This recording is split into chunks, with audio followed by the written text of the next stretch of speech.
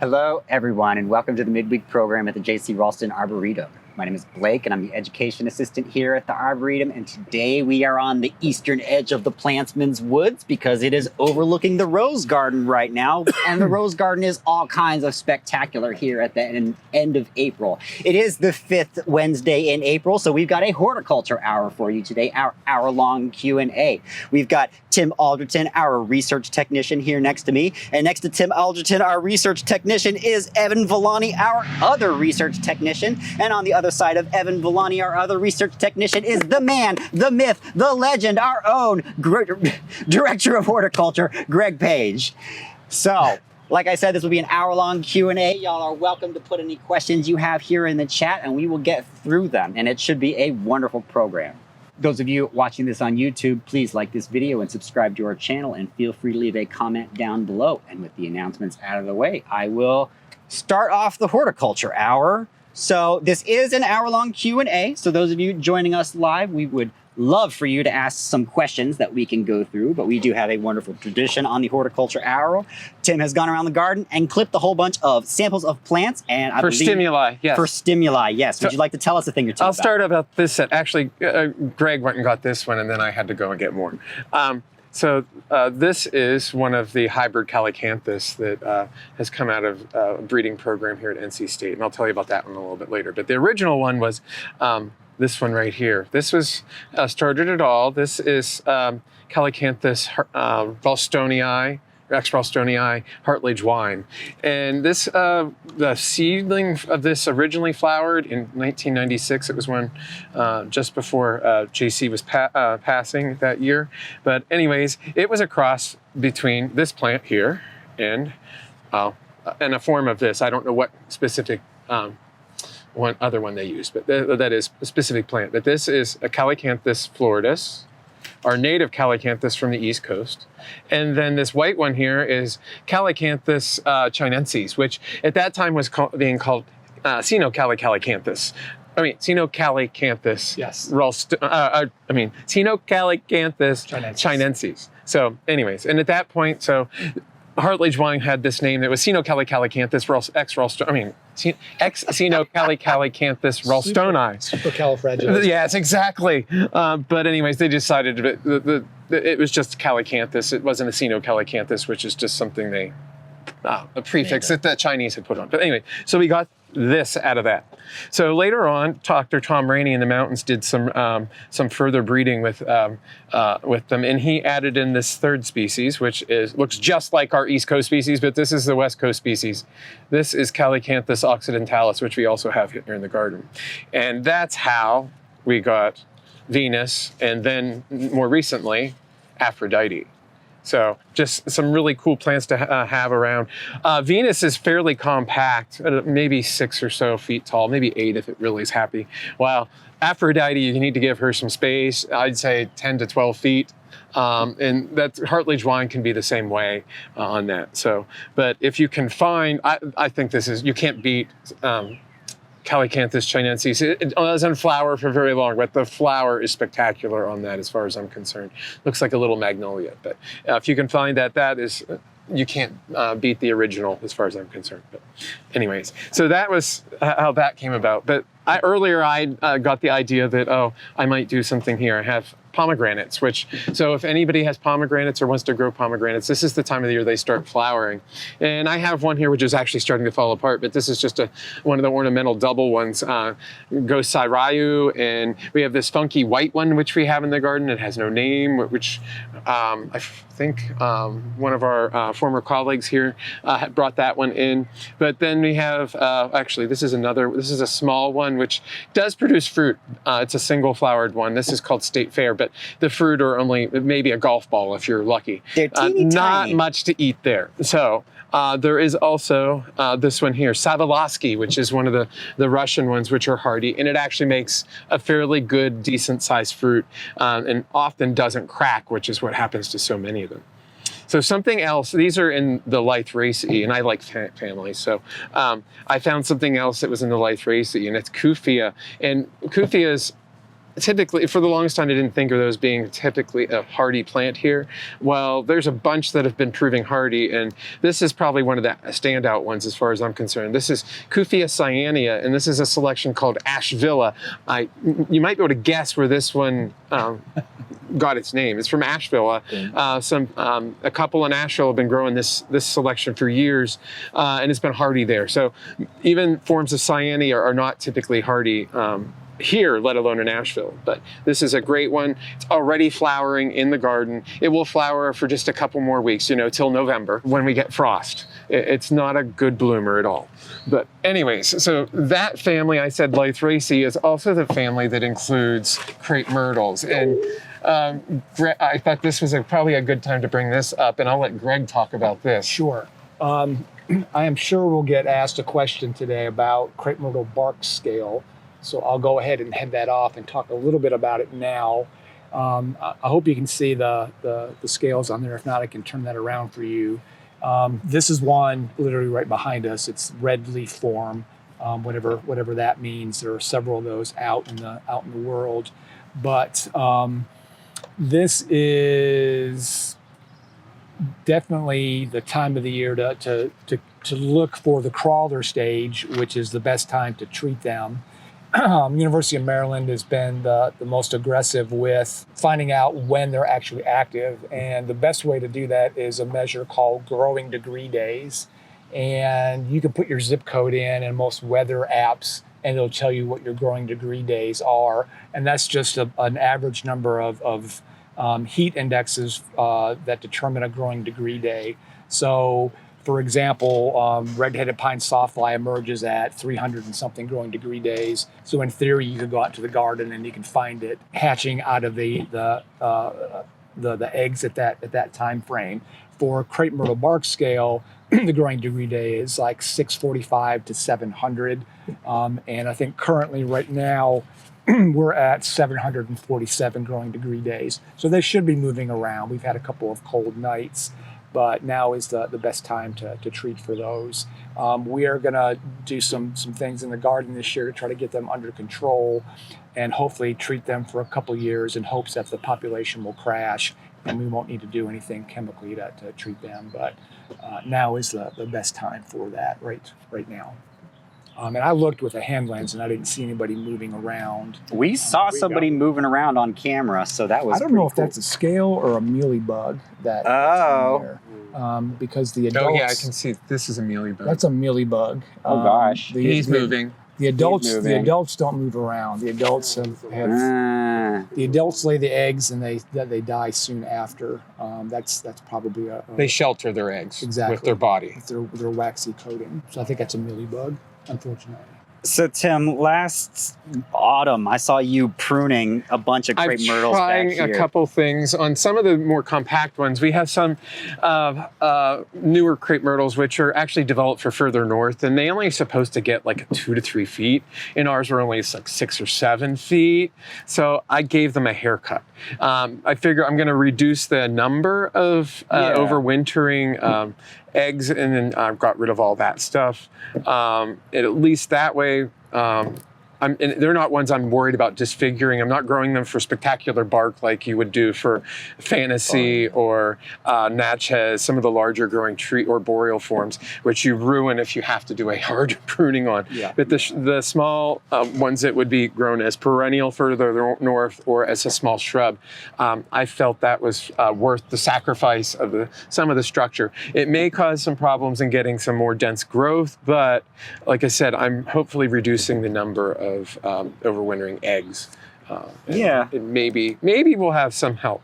And it also gives me, I can get in there now and spray them a little bit easier, which I'll probably use something like an oil spray if I end up doing it, which is very benign. Low impact. It's low impact. So it just suffocates the buttons on. And I've done it, but too late in the season a few times. And so because I don't get around to it, but and they get there in the fall, but if I could get to them right now, I can probably alleviate some of the issues I would have later on in the season. So. Sure. Well, they should put on a good floral display having been pruned like that. So hopefully. That's it's going to be interesting to see. It's an experiment for us because we typically have not been hard pruners of crepe myrtle. I try not to be a crepe murderer. No kidding. So Yeah. We don't prescribe to that. yeah. Right. But it's just such an interesting challenge because everybody sees, oh, there's this new pest and we got to freak out first Yeah. off, and then we got to kill all crepe myrtles. That's what And that everybody is jumps to. But it's like there are ways to address this. This is just a fun new puzzle in the world of Yeah. horticulture. And if with what a crepe myrtle is to our landscapes here in the southeast, Right. I think it's important that we figure out something. Exactly. Honestly, for sure. Because they're great plants. Just because they have a new pest doesn't change the fact that they're great plants. So, okay, let's get into some questions. How about? So, we will start with a question that was emailed to me earlier today, and our dear viewers joining us at some point in the future, you are welcome to just send me an email with any question that you want to be answered on the Horticulture Hour. That is absolutely an option for you. But Brandon sent me an email saying that he has 3 Mojo Pittosporum that took a beating this winter. He lost one of them lost half of its leaves and is just now starting to put on new growth. The other lost virtually all of its leaves with no sign of new growth. But when he does the scratch test on lower branches, they're still green. He says, what gives? Should I keep waiting or toss them? If it matters, I planted all 3 in March of 2024, so they had a full growing season under them before being pummeled. I don't remember which species is Mojo. Is it a Tabira or is it something else? I think so. So Tabiras are typically really hardy once they're established Sure. in our climate. But where's he at? Is he local or is he He's further local. north? Okay. He's over in Durham. I as a would matter of just, fact. I would be wait. patient for right There's now. still, we looked at something yesterday that I was going to cut down. and Actually, it- there's Chatelpa right over here. that's It's one of leafed them. out in the last week. Yeah. I Yeah. thought there was like 2/3 of its branches are still brown, but nope, there's leaves on them Yeah, today. we're still kind of in that honeymoon period where I think it's okay to wait for a few more days, a week even. Yeah. Just see if you've done the scratch test and they're green. I would hold out for hope. I would wait and see. And not on a Pittosporum, but on pomegranates in the past. Like the first year I plant them, I would have them die to the ground. Okay. And Yeah. then they would come back up and be fine after that. Okay. So, I mean, it might just be that the roots are getting established and they'll recover from the root system because a Pittosporum can do that Yeah. once it's established. So let's see what sure. happens. It might lose that top, but you might get a really nice dense a shrub, which it should be out of that. My instinct would be to go ahead and do a rejuvenation cut. What would you say? You could, I mean, like Greg said, wait a week or so. If it hasn't come back, you might. Yeah. But even if you're cut losing it like down. half the branches Yeah, of if they're one, if brown. it's like if it looks kind of funky, Yeah. I would just Oh, yes. cut it down to about And if 10, that- 12 and inches see if it from starts the to ground. flush out. If that's your threshold of tolerance too, cut it and see what Yeah. happens. Yeah. If you can't bear that thin, deathly look, Yeah. prune it. No kidding. But if you've got a little bit more of a tolerance for that, just wait a few more Patience. days or Yeah. a week. There was something else. It was a lilac that I looked at yesterday that had a big piece that was brown, and all the buds are healthy. It's just for whatever reason it's waiting. So Sure. we'll go back in another few days and see what it's doing that time frame. Once upon a time, I had a crepe myrtle that I grew as a bonsai. I actually sort of started this story when I did the last bonsai demonstration I did on this program. So I got a crepe myrtle that I've been growing as a bonsai, and I let it get too pot bound. I should have repotted it. I waited too late. I didn't. So I repotted it in the autumn, and the following spring, it was very reluctant to leaf out.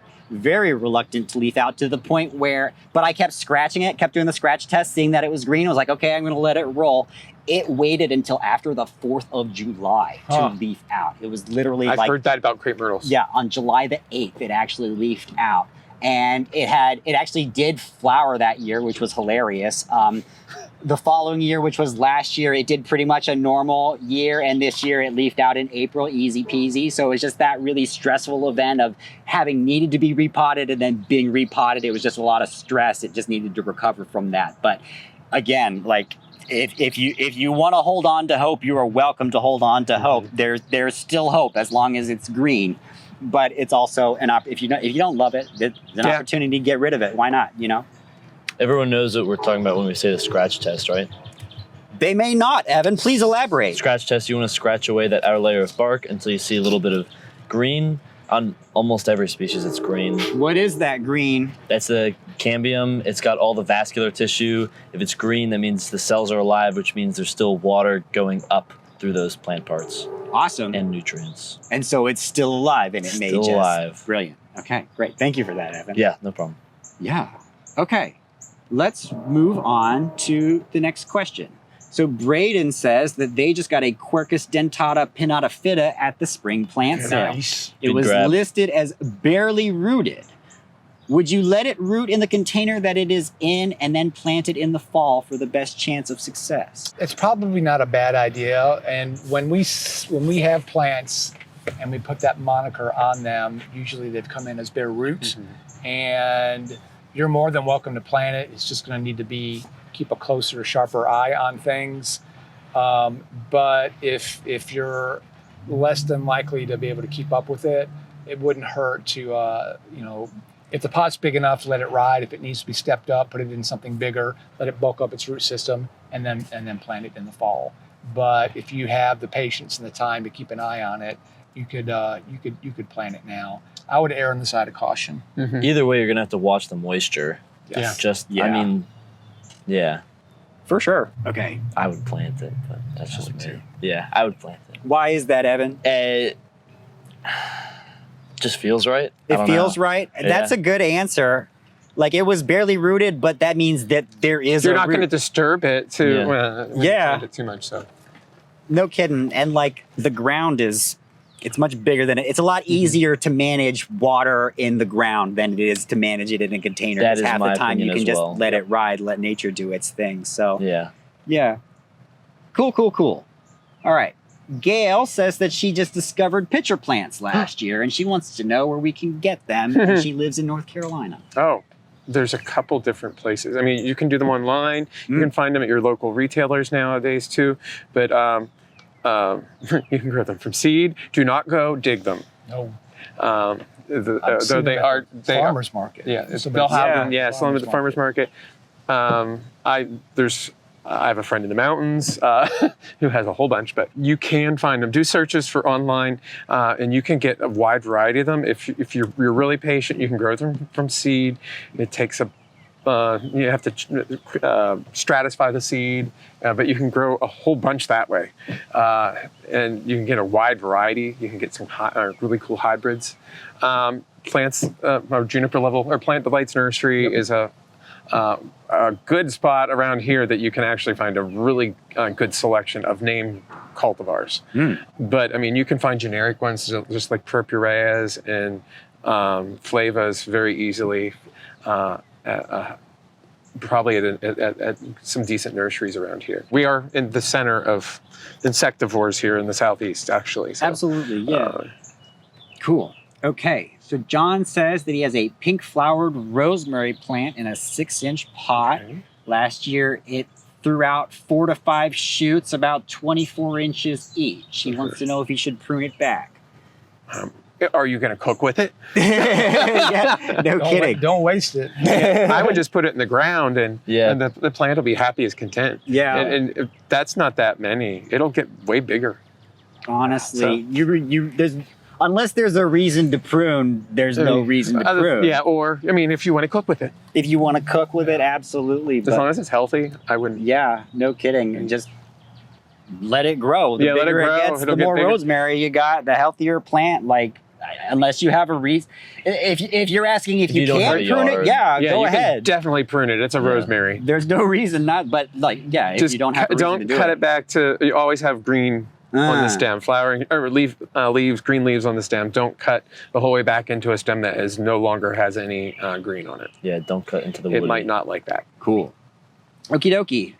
Joe says that her peony plant has been in the ground for quite a while and bloomed beautifully, a deep pink, but the stems are so short. It comes up out of the ground about 2 inches and blooms. She wants to know, is it planted too deep? That I don't know. I've never seen one do that. Honestly. I've never seen them do that either, and I don't know of many like. Has it done that every year? Dwarf cultivars either.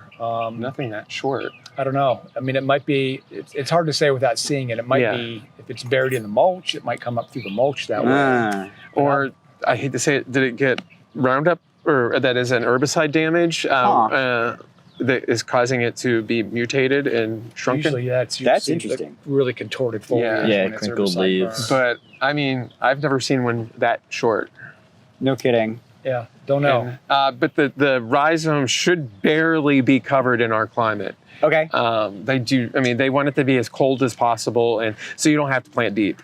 Okay. So it just needs to be covered. Sure. So if it's planted deeper than more than an shallow- inch or two, it's probably deeper than it needs to be in our climate. Okay.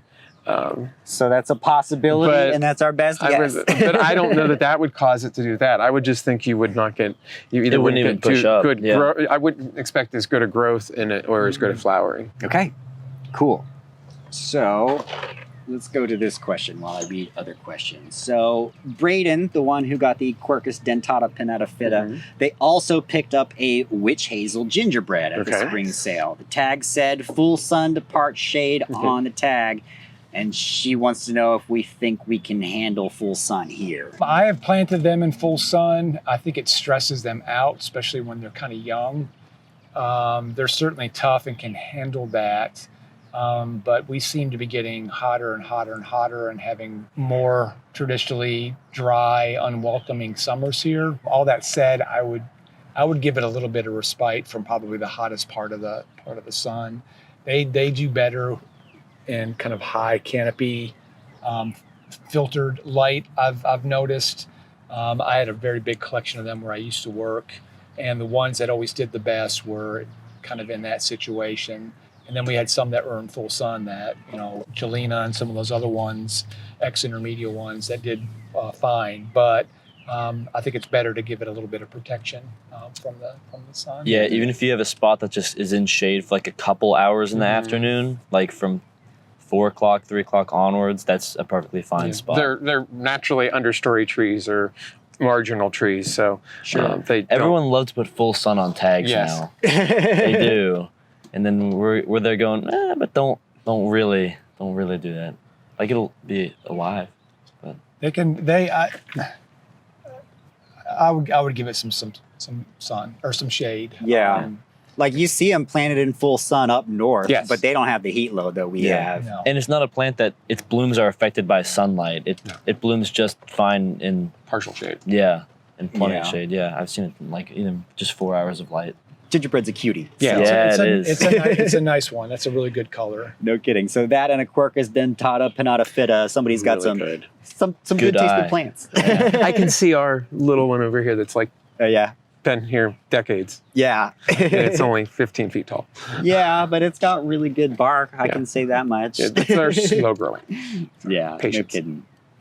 Okay, so here's a fun one. So Marilyn wants to make a well-draining garden area using some terracotta chimney flues of varying heights. She wants to fill them with permatil and a soil compost mixture and place them a few inches apart and fill in between them with the same well-draining mixture. She wants to know, do I need to use a layer of sharp gravel underneath the chimney flues so that the water can drain out, or is it okay to just sit them vertically on the clay soil? There is a few inches of organic mulch on top of the clay soil now, and she's hoping to get things like agastache, etc., that don't care for the clay soil even when amended with organics. I would probably just break up the clay as best you Right. could. Yeah, you don't want to put it on the hard clay Yeah. and the water's just going to run on the surface. Right. And you don't want those to fall over. Yeah. Because I can imagine them being heavy if they're full of soil and permatil. Sure. You might want to anchor them in the ground a little bit. Totally. But I would take a mattock or something and break up And break that it up. hard Right. pan Yeah. before you set them Yes. on the tiles down. Yeah. Yeah, for sure. And then if she builds up, it sounds like she's going to build soil up around Right, partway yeah. up I'm guessing maybe doing some elevation Right. things. That would also help Sure. that media that she has created to meld into the Definitely. clay. So Would you amend the clay at all after you break it up? I mean, if with what she's doing there, probably not. But I would at least break it up, and that's what I would do. Like you do with planting a tree, if nothing else, break up the sides of the hole. It's the same idea. Yep. Kind of. Yeah, no kidding. That sounds interesting. It Yeah, does it's sound always gonna be interesting, pretty. especially if they're different heights and then have stuff planted in between them. That should be really cool. Okie dokie. Sandy wants to know what are some of our gardening priorities here at the Arboretum for May. Catch up with the weeds that are growing exponentially. Yeah, that was also God. yeah. Yeah. Staying on top of weeds, and at the same time, my thought is whenever we get a space rid of weeds, to plant and fill it in more densely so that we're getting less weed seed in that spot. No kidding. But other things right now are to keep, like brought up about the crepe myrtles, keep an eye out on anything that those problem things like that We're could come cutting back dead branches. Yeah. I spent an hour cleaning out the Celtis. Celtis down at the Cascade. Nice. Just branches that were dead. Now, usually everything should be done except for Blake's crepe myrtle and some other things. Done leafing out. Things should be starting to leaf out Yeah. now. You should be able to see those sorts of things. So As long as it's not my Delbergia hupahensis. Yes. That thing's, I don't think it has a leaf yet. no, It won't for another couple weeks. I've noticed that too. Just keeping a close eye on things from that perspective. Those are the bulk of what we're doing right now. The weeds are biblical this year. Yes. Biblical? Biblical. Yeah. This is one to write down in the books. They'll be singing tales of woe and writing stories about the weeds this year. No kidding. But now, I mean, this is the time of year you're going to find probably the biggest selection in the nurseries. So if you're wanting to expand your palette of plants in your landscapes, start finding them and getting them in the ground, especially perennials and annuals. Of course, this is perfect time for the transition between the cool season stuff that we grow here, like the pansies and snapdragons, which are starting to say it's too darn hot, Yep. and transition into the warm summer annuals, or transition into perennials entirely. We're going to plant our trial beds with the annuals and things that we do. So they're in that limbo land right now of kind of hardening off Yep. outside, and we'll turn them out into the cold, cruel world next week. So those And sorts vegetables, of things. this is the perfect time. I think it's time to get your forget tomatoes most of them. out and all Yeah. that sort of stuff. And I ran into Pat McCracken in the Yes, garden he was here. yesterday. He said was out here. cuttings. He was out here taking cuttings. So we are at the very beginning of softwood cutting season if propagation is your thing. So that's fun and exciting too. It is fun, exciting. I hate that I missed him. Yeah. No kidding. Yeah, it was fun to see him for sure. I think we do a lot of our pruning during winter too. So Try, normally I would say pruning things into the shape you want them, but here we try to knock out as much as that. So if you've had any Raulston. early things flower, like forsythia and stuff, if now would be the time to do any major pruning on them, because they can kind of Post-flower. get New wood. gangly if you and so this is the time of the year after they have done their spring display to get in there and do anything hard, instead of having to go in there in fall and winter when you're doing a lot of the other pruning on things. You can do that, and you won't sacrifice anything. So and you on your hydrangeas and stuff, you can see if there's anything dead at this point too. But this is another time on the to do that as well. So Alrighty.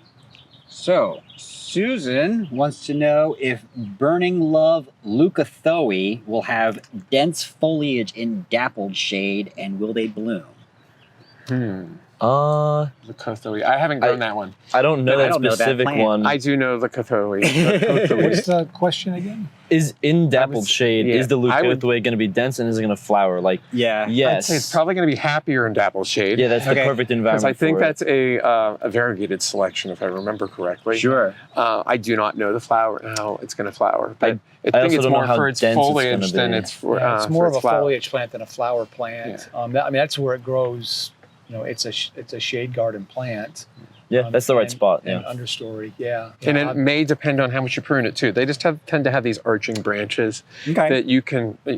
They and are fairly sparse. If you cut them, tip them back, you may cause axillary buds to break and get a we little used bit to. denser plant. We would cut certain patches of them back every other year in my previous garden, just to open up views into the rhododendron garden. Sure. We had them planted along a creek for screen, and they would get big, and we would just cut certain sections of them down every year to the ground. Yeah. And they would come back, because they are kind of nice the way that they arch. But it was truly a foliage plant for us, not a flowering plant. Okay. Even the variegated ones. And in your experience, the variegated ones grow slower, I think a little bit, maybe, yeah. but not significantly. Not significantly. Okay. Cool. Alrighty. Polly says she has 4 Chamaecyparis piscifera that have exhibited brown leaves on branches from the middle to the tops of the 30-foot tall plants for 2 years. They are over 40 years old. Can you identify what is happening? That's a hard thing to do without actually seeing it. Right. They do get some tip dieback. They get some phomopsis blight. They get some other things on them.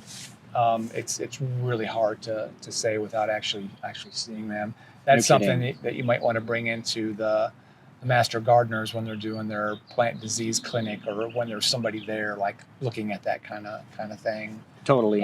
Or get a plant healthcare professional to come out and take a look at it. Especially on something that large. Yes, I would be calling my favorite plant healthcare tree company to do that kind of thing. Yeah. Is there a way to tell just by looking at it whether it's like a cultural thing with the plant, or if it's disease, or what? Like if it's too hot, if it's not getting enough water, it could brown. But then it wouldn't just be, one sporadic. spot. Sporadic, Yeah. Yeah, it's really hard to say. No kidding. Would it be wrong at this stage to prune those dead branches back? If they're dead, and if you can get Well, to they're them, dead. That's it's not going to matter. Yeah, if you could reach them. If it's a mature specimen that you don't want to lose, I would invest in a phone call for somebody to come out and take a look at it. definitely. Yeah. You Because never if they know. are dying like that, like There they're might be not going some- to come back to life. Those There branches. could be some underlying issues too. There could be some cultural issues. It could be something simple that's easy to take care of. Yeah. This ounce of prevention's worth a pound of cure in a situation like this. And I not on Chamaecyparis, but I know on Arboretum. Platyclatus orientalis we have in the garden. I've gotten, this wouldn't kill the whole branch, but I get tips going on because I've had some bagworms, and if I miss them, they put a thread around the stem and it girdles it, and then they die Oh, geez. if I don't catch them. I have seen those little guys are starting to do their thing now. So I don't know if that could be, it wouldn't be an enormous branch, but it could be spots here and there. Yeah, that's a good point. And that would be a very similar characteristics I would think you'd see on a Chamaecyparis as on a Platyclatus. Cool. Alrighty. Jared says he has several conifers around his yard: Pinus strobus, Pinus rigida, and Picea abies Okay. that I have been not around candle pruning every spring to keep them from putting on feet of growth per year and keep them more dwarf. Is there a long-term problem with doing that? I don't Not that I'm think. aware. No. As long as you get them at the when they're tender, they form new shoots then, and you're fine. And that's how they prune. But he's not around here if he has those plants. Yeah, he's not. He's No. up. This is our friend Jared up in Harrisburg. I was going to say Pinus rigida. No, yeah, And Pinus Pinus strobus. Yeah.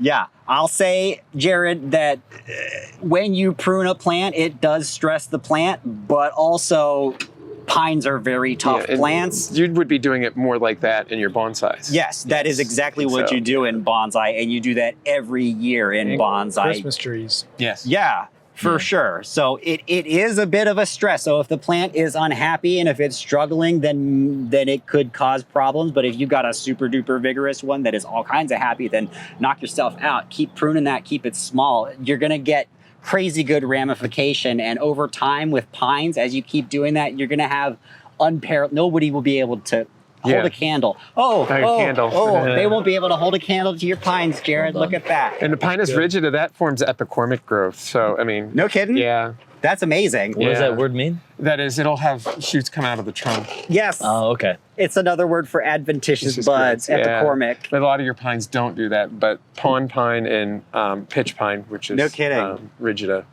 will do that. That's cool. Make sure whenever you prune a plant that you tell it you love it. Yes. That's very important. That's a very good tip, Evan. Thank you for including that. I don't know how long I've been here and nobody's ever said that. That's why he's here. Golden rule. Alrighty. Carolyn wants to know if we have any tips for discouraging a groundhog. Let us know, because we've had a groundhog in our Have we nursery. now? In the nursery, Yeah. What did he eat? Epimedium? No, it's something crazy. He ate the hamamelis. The hamamelis. And some dwarf taxodiums. Yeah. That's tough. They're absolutely adorable. They are. And they're called whistle pigs too. Yes. That's another name for groundhog, which I didn't hear until I was in my 20s. So There's a speaking of YouTube, you should watch this. There's a YouTube video out there of somebody's garden in Delaware where this groundhog they had a camera in their backyard, and it would get food in the garden and sit in front of the camera and eat the fruit. And it did that for like 2 or 3 growing seasons. You know, you can do some fencing if it's trying to keep them out of vegetable gardens. They're pretty voracious in terms They'll of dig. They'll dig. You know, that's dogs help. Mm-hmm. I'm not going to tell you to shoot them because they're That was my first thought. I mean, I'm from the adorable. county in Pennsylvania that has Groundhog Day. Right. Originated. Oh, Yeah. Punxsutawney. Yeah. well, it's not like you can just show them their shadow because that just means My side of the county didn't care too much for the groundhog. Let's just No? put it that way. Yeah. oh, I lived in a house where one lived under our front porch, and he got so comfortable with us, we would sit on the porch and he would come out and he would sit there with us. did you name him? No, I can't. He got hit by a car, so Oh yeah, no, that's the risk of naming things like that. we for got sure. attached and like Yeah, right. Yeah. So it goes. living large and took that you shouldn't have done it. You may try. I mean, you could probably use some sprays, but you'd have to on Yeah, certain right. things too. Same That's the things other you use thing. for rabbits Yeah, or and other deer. things, other nibblers. That would be something you could do. Sure. Yeah. And a quick word on sprays. If you're spraying this time of year while things are growing, you're going to have to repeatedly spray because yes. that new growth doesn't have what you And if you sprayed have any on. rain, some Yeah. of them are better than others. But yeah, still you have to take that into account. For sure. Okie dokie. Rochelle says that she has a young variegated dogwood plant. It has started to grow solid leaves. How can I preserve What the kind is variegation? it? Does she know? Because What was the end of the question? How can I preserve the variegation? I would take it out, but there are some of the cultivars, like we had floating cloud in the garden for years and silver cloud. Silver cloud will leaf out variegated, but then it gets a little dull. But to me, floating cloud on the other hand would flush more or less green You're in and get Circes. better. You're in Circes. Oh, We're wait. talking dogwood. Oh, I'm sorry. I got another C in there. Oh, geez. Darn. I don't know. But that You just get rid of the- that could apply with some dogwoods too.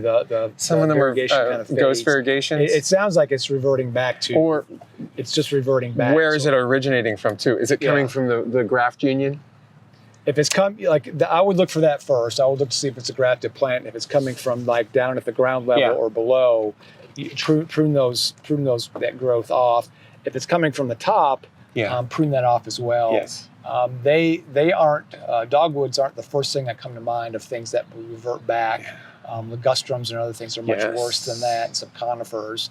But it depends on how much. If it's the majority of the tree, you're probably going to kill the tree. If it's just a branch or two, I would selectively prune that out, and that's going to encourage the variegation. And it's something that you're going to have to keep an eye on. It sounds like it might be something that it's always going to do. It depends on where you bought the plant from. It depends on what type of dogwood it is. It depends on where it's coming from. It's hard to say without looking at it, but Is it a stem dogwood or is it a flowering dogwood? yeah. Jeez Louise. And I've seen those do true. that too. I've seen Yeah. the colored twig dogwoods will Some do of them that. have variegation, and you'll get a green reversion on those. Prune it out and keep an eye on it. That's the best advice from that ramble. Yeah, for sure. Well, I'm going to move into questions from the internet real quick. So this was a question from YouTube. In the Durham-Raleigh area, do the Ito peonies do okay in southern exposure with full sun? Or Yes. should it be under some shade? They've done beautifully here. We get heavier flowering whenever they're in the sun. They're gorgeous right now. We're tail end of them, but yeah. I have a Bartzella in the Asian Valley, which for years it was sunnier. Things have very gotten shady it's there getting now. shaded now, so it's not flowering as much. So yeah, the more sun, the better, as far as I'm concerned. It may shorten the flower life a hair, but Yeah. I think it's worth the better they, display. They fade in the heat relatively quickly. That's just in general peonies, but yeah, that's why they put umbrellas over them in Japan. No kidding? Little tiny bamboo umbrellas. Yeah. Yeah, for sure. I can show a picture of that actually. Somebody on one of the comments on the YouTube, they asked if I could talk about that phenomenon of the combo tent, I think it's called, with the winter peonies. And the answer to that question is not really. I did see them while I was in Japan, and I did, in case we got to that question and we got this far, that I'd be able to show you all pictures of them. But so if you'll just give me a moment, here we have winter peonies in Japan. what month was that? That was in February. That was the 9th of February in 2019. And how far south was that? That was in Tokyo, in Ueno, So that's Tokyo. fairly warm, isn't it? It's about us. It's about even with us. It is. It's about even with us. Okay, and I did do some reading about because the only sources you could find about these are in Japanese, and so I had to like copy and paste things over into Google Translate and make sure it was doing everything right. But it's basically there are remontant peonies, which if you don't know what that means reblooming. So there are peonies that bloom in the spring, but then they bloom again in the winter. And oh gosh, and it is very complicated. There are winter peonies and there are cold peonies, and I don't know the specifics of it because remember, I'm translating it from Japanese and my Japanese is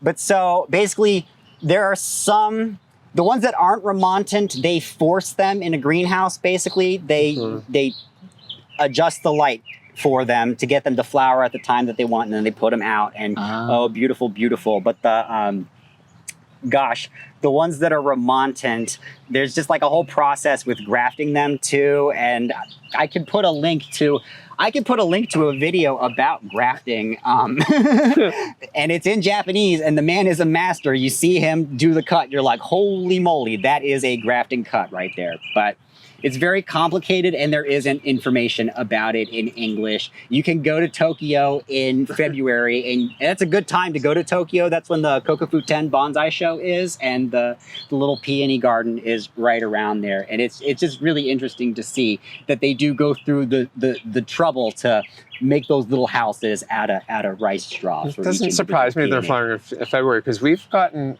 March one. I mean, fairly early March with some of the tree peonies. We have the old purple one that is flowering earlier and earlier each year now. They're harder and harder to find, though. Yeah. Okay. So thanks for casually mentioning that and seeing across space and time and understanding that was a potentiality out there in the multiverse. So that is a skill I possess. That's amazing. I'm going to have to keep that in mind. Okay, let's keep this party rolling. So we were we did get distracted with Cercis when we were talking about reverting. Cercis cornus. Okay. So the heat's getting to me. So let's talk about reverting red buds. We're talking about Cercis. Okay. Maryland's flamethrower red bud is putting out green shoots from below the graft union. She wants to know, do I just keep cutting them off, but also does this mean that the tree is stressed? I don't think Probably so. not on a new plant. I mean, red buds in general are kind of stressed after you plant them anyway. Sure. It's just that rootstock is so strong. It wants to live, and it wants to, if it has a chance to produce a shoot, it's going to do that. So what I would do is I would prolifically curse as I'm cutting those off. And that makes you feel better, and that might scare more shoots from coming up. Just make a tight and as clean of a cut as you can. And I was told one time, thinking about peonies, there is a peony society out there which is worth finding out about. I did a talk for a crabapple society one time, and somebody asked about crabapples are notorious for sending up suckers. And there used to be a nursery that used to specialize in growing them that would produce suckers, but somebody asked how to get rid of them, and several people said, don't cut them off, break them off. Huh. And there's something about that tissue where they come off is when you break it off, it gets more of that off of there. No kidding. When you prune it, you kind of leave that, and it's going to come from below again. Sure. So there might be some substance to that. But No kidding. I think red buds are so suspect to things, especially when they're young. I would prune them off as close to the trunk as you can. Yeah, I've heard both of those from when talking about prunus, that you can rip it and then you get the little the gouge in the trunk, or you can prune it just as close to the bark as possible. Yeah, that's the easiest thing to do. Yeah, I guess maybe if you break it and then it doesn't fully break away, just prune it back to the... Yeah, that's the trouble. It'll often slip and you'll get a... And then you get the stick remaining. Yeah. And then, Okay. And you don't want to leave that. No. Let's muddy the waters a little bit and keep this discussion continuing. So we're gonna go back to dogwoods reverting, okay? So not in sources anymore. Nancy wants to know if fertilizing the variegated dogwood would encourage reversion. Shouldn't. I don't think so. I don't know anything about that. I think not specifically directly. Fertilizing it will encourage vegetative growth, and the more vegetative growth will increase the chances that it could revert. Well, it won't increase the chances that it could. It'll just increase the number of instances that it could. Right. As a percentage, nothing should change. Yeah, right. Theoretically. And it depends on what the fertilizer is. I don't think it's gonna encourage it to be more green. It's gonna produce more foliage growth, and it might be lusher and bigger as a result. But we like to. I got asked. I did a garden tour today, and I got asked several times about what do we fertilize and how often. Not much. Not much. No, because we're putting down that leaf litter. That's all. Yeah. But when you're working with fertilizer, just watch your rates. It doesn't take as much as you might think. So just a soil test. Read. If you can, do a soil test. Yeah. Absolutely. Stay on the conservative side is what I would do. For sure. Okay. Braden would like to know if I'm getting some miniature conifers from a person I know's gardens, would you leave them in the container and then... Okay. Do we plant it now, or do we wait till the fall? It depends how big it is. If it has any sort of decent root system, plant it. Evan, you're saying plant it if it has a decent root system. Okay. And it depends how tiny it is, and if it's a stick. If it's wiggly in the pot, don't touch it. Don't touch it. Okay. Yeah. My thought is if it's tiny and you're gonna tramp on it, you might wait a little longer. Okay. Also true. Is the way I look at it. If it's a miniature one, unless he has a specific spot that's going to be like a rock garden where it's going to be tucked in. That's a totally different story. But in the open garden, there's one argument that says that it's harder to keep a plant in a container watered than one in the ground. But if you're putting it in the ground now, you're still going to have to water it to get established. So it's really... Where are you going to see it? Is it right next to your door, or is it on the back 40 of your property? Yeah. And you have to get there, and you don't get there soon enough? Yeah. So if it's in a container, it's in a much more convenient place for you to remember to water it. But it's also, if it's bigger too, my feeling is it might not... That rabbit that comes along might just not nip it off. that groundhog. I had a nice serendipity magnolia about this high in a 3-gallon pot that I got a while ago, and I diligently kept it watered, and I missed 2 weeks. And I saw it out of the corner of my eye when I drove by my house. I saw this tan thing next to the house. I was like, what is that? And I walked on the porch and looked, and it was the color of Tim's shorts. It was toast because I forgot to water it this winter. And things transpire, and it's harder for them to take in water. The argument to plant now is a stronger argument, just because if you're in the garden, if you're paying attention, you've got to water it. At least it can get established in its new growing area. If you're worried about drought, if you're worried about you having time to do it, leave it in the pot and plant in the fall when it's a kinder, gentler time frame to be handling plants and ripping up the roots and getting them established. All that sort of stuff. Fall seems to be much longer now. That intermediate temperature time frame. Yeah, nice planting window. Yes. And never be afraid to be mean to plants. Kill them early Too gentle. Instead of waiting for them to slowly die over 10 years. From I love that. love them to Yeah. plants now. Well, no. You want to make sure you tell them you love them while you're pruning them, but don't be afraid to be mean to them too. That's right. There's a time and a place Yeah. for everything, Yep. you know? Tough love. Yeah. Tough love. If you're not firm enough with them, they start to revolt. But if you're too firm, again, they revolt. So you They just just gotta die. there's a balance to be struck.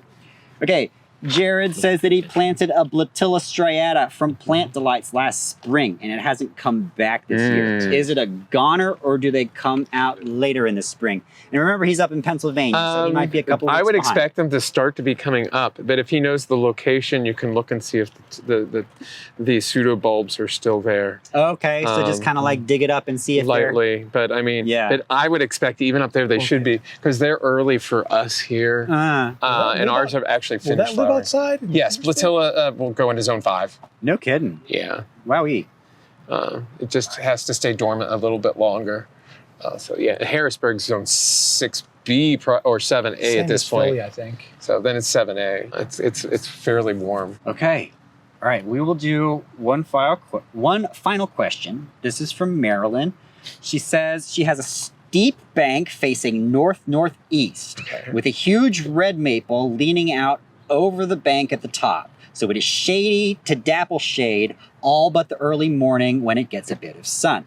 The drainage ditch by the street is at the bottom of this bank, so it is a fairly cool spot for northern Wake County.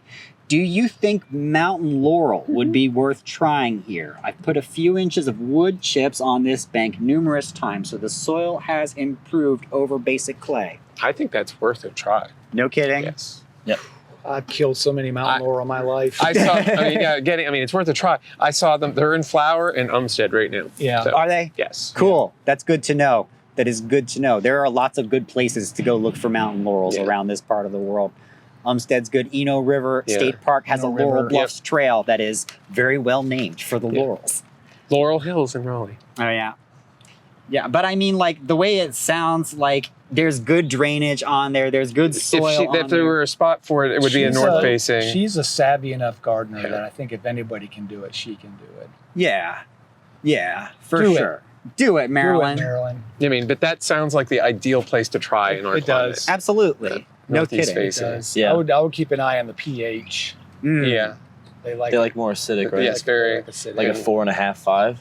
Oh, maybe not 4.5. 6. Let's say 5. 6? 5 to 6. 6 would be Oh, okay. much 5 to better. 6. 4.5, you're getting. Oh my goodness! It's, Well, I know it's some gonna of the burn them. Appalachians is like, a lot of that's like 3.5 to 4.5, right? Scorching. Good stuff. Really nasty stuff. Cool. Okay, y'all. Well, that is all the time that we have for today. So thank you very much, Tim and Evan and Greg, for joining us on this Horticulture Hour and going through this Q&A. It was a lot of fun. And thank you, everybody, for joining us today on the Midweek program. We'll be back next week. What are we doing next week? No. Roses? Well, it'll be at 3 o'clock. No, it can't be that early. No. It'll be at 3 o'clock next Wednesday. Greg is going to be doing Gardening 101, Watering Wisely. So we're going to learn about It's how been to dry, but water. next week, theoretically, it's been supposed to rain for the last week and a half. Okay. But I think that supposedly it's supposed to be raining next week, but who knows? Well, great. So it'll be a really timely program. How about that? When it doesn't rain, despite the fact the forecast has been saying rain. That's what they make umbrellas for. No kidding. Well, we will see you all next time. Y'all take care. Somebody asked, what is in your leaf mulch? Leaves. Thank you.